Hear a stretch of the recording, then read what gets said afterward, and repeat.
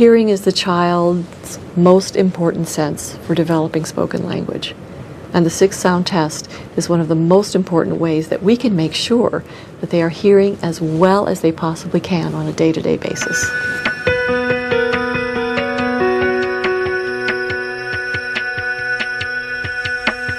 She's so much more responsive. She talks to us all the time. She's always singing and laughing and pointing at things. And itsy bitsy spider. If he is not even looking at me, I go, and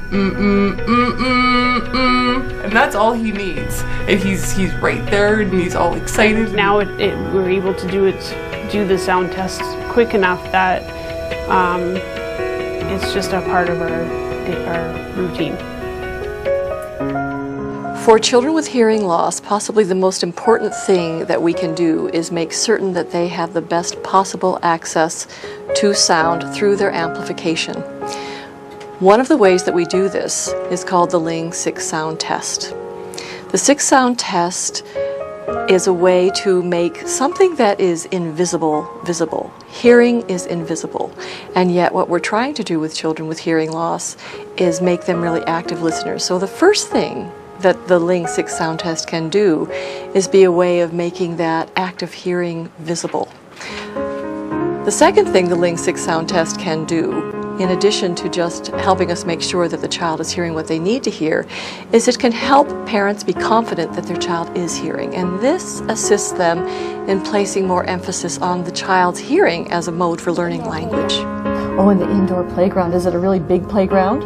A huge and everything. A huge. The six sound test was developed by a man named Daniel Ling, and it covers all of the frequency ranges of speech, from very low frequency sounds like to very high frequency sounds like s.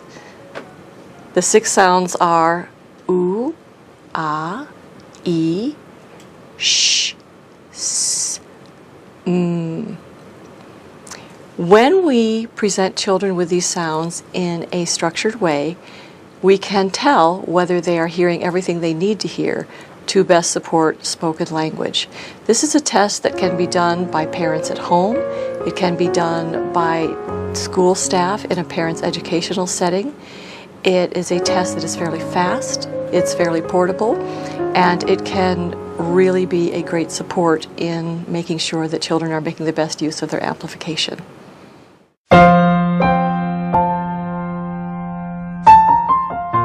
When preparing to do the six sound test, either at home or in a school environment, the most important thing to keep in mind is that the environment must be as quiet as possible, and keeping visual distractions to a minimum is also important, regardless of the age of child with whom you are working. The six sound test progresses from detection, which means I hear something, and children do something to let us know that they hear something. Good job! Yay! Whoop, on it goes. Here comes it. So with a very young child, that might mean we are out of the child's range of vision and we go shh, shh, shh, and the child might still. Or the child might search. You did sound good job, sweetie. For older children, the detection task can be done simply by having them hold something to their ear, wait for a sound, and put that something either in a puzzle piece or drop something in water, an activity that's interesting. This is the detection phase of the sound, I hear something. We go from the detection phase into the identification phase, and at that point the child can tell you what they hear. This is a big step and it's quite important. So not only do I hear something, but I know what I heard. This phase of the test, this way of doing the test, is quite useful for children who do not yet have clear enough speech to accurately repeat the six sounds.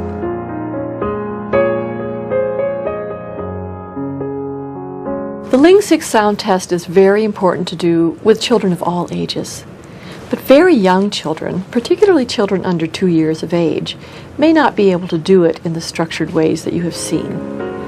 it's still important to introduce these sounds to children at a very young age.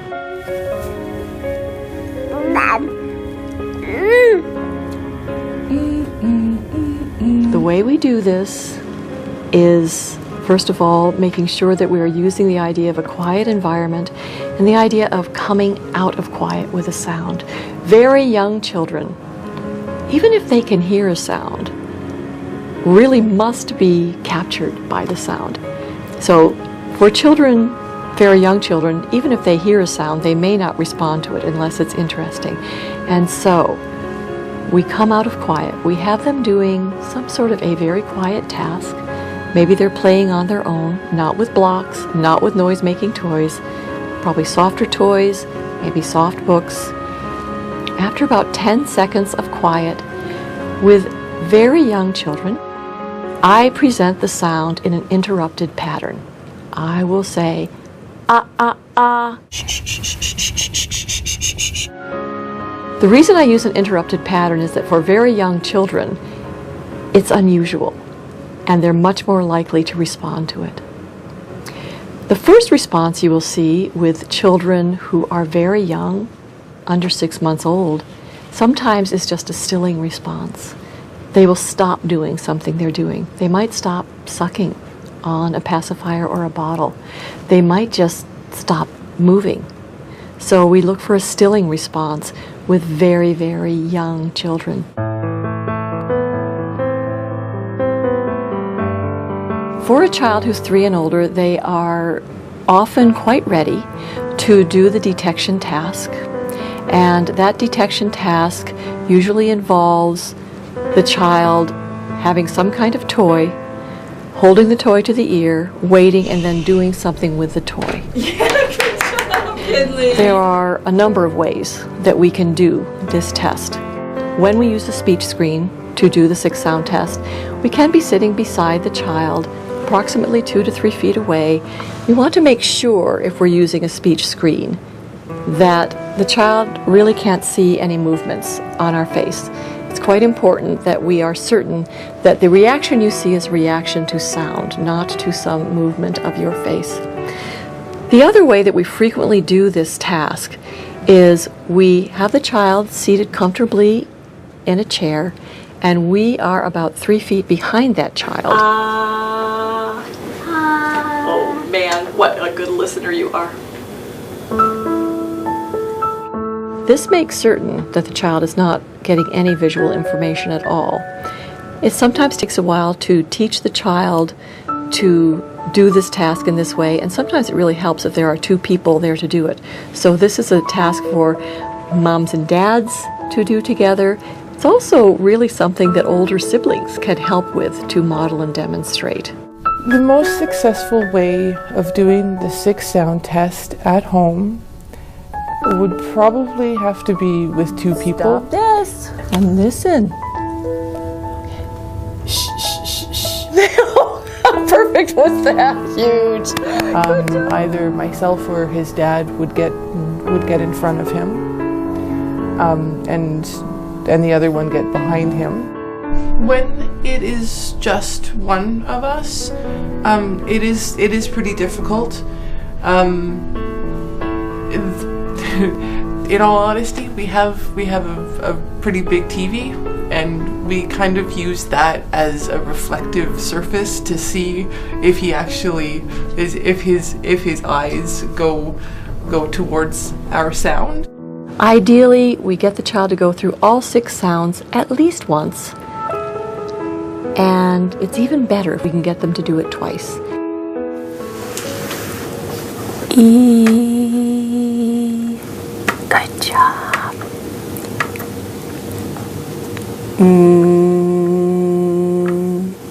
If the child's ready to do this and able to do it well and has had good teaching for this, this really only takes about 5 minutes to do. It's a really good idea to have activities and toys that you use only for this activity so that the child's motivation will be kept fresh. Yay! Good job. Pop it. It's important when doing the 6-sound test to make it less possible for the child to predict what you're going to say and when you're going to say it. So it's important that you vary the wait times in between each sound that you give. And those wait times would be varying from 1 second to 3 or 4 seconds. But you need to change those times so the child doesn't get into just a habitual response set. The other thing that's very important, particularly in the identification task where the child is telling you what they hear, it's very important to vary the order that you present the sounds in so that the child can't guess just by the order in which you present them what the sound is. Once the child is really used to doing this, and we're doing it particularly at identification level where the child is able to repeat the sound, it becomes part of their daily routine, like brushing their teeth.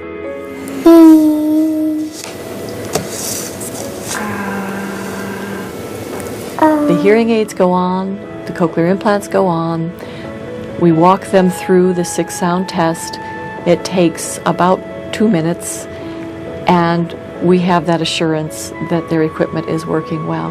One of the most important things that the 6-sound test can help us do is to identify a progressive hearing loss before it might otherwise be obvious. So if your child is accustomed to doing the 6-sound test as part of their daily routine, and your child is very familiar with the test and you are familiar with how that child responds, if this child suddenly is not responding to some of the quieter sounds, especially like s or sh, and that happens 2 or 3 times in a row, that is a really strong signal that you want to, first of all, check to be sure all the amplification is working well. And then, once you're sure it's all working well, you want to make sure that you're calling their child's audiologist, just to be certain that the hearing has remained stable. Many parents detect progression in their child's hearing loss in this way before their audiologist finds it.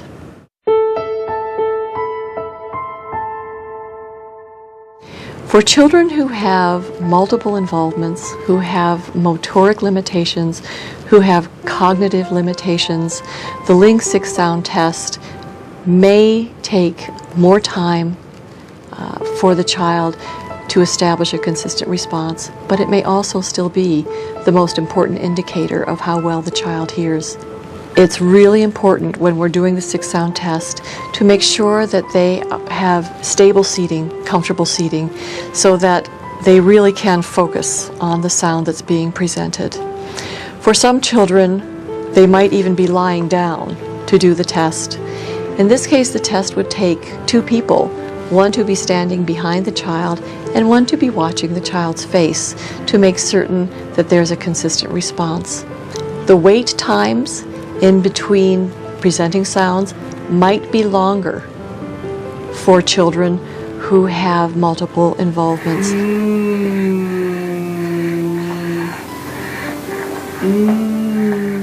The detection response for many children who have multiple involvements frequently is a stilling response or smile. They may even search. Some children may not have enough head control to search. Frequently doing the 6-sound test with children who have these kind of involvements is best done with 2 people because of this. For children who have very severe motoric involvements and have very little control over their limbs, the eye gaze task can be one way to move the child from detection to identification. Listen, books or bubbles? I totally think he wants bubbles. When they get to the point where they can consistently look at the picture of the sound that we say, we can move them forward into that identification task, even if they are not able to repeat it verbally or if they are not able to point to a picture with their fingers. Sometimes it's also important to work with the people who are providing seating support for children who are using amplification, because we have to make sure that the way their heads are positioned and supported does not interfere with their amplification. It takes a team to be able to successfully figure out how to do an effective six-sound test with a child with complex needs, but it can be done and it should be done.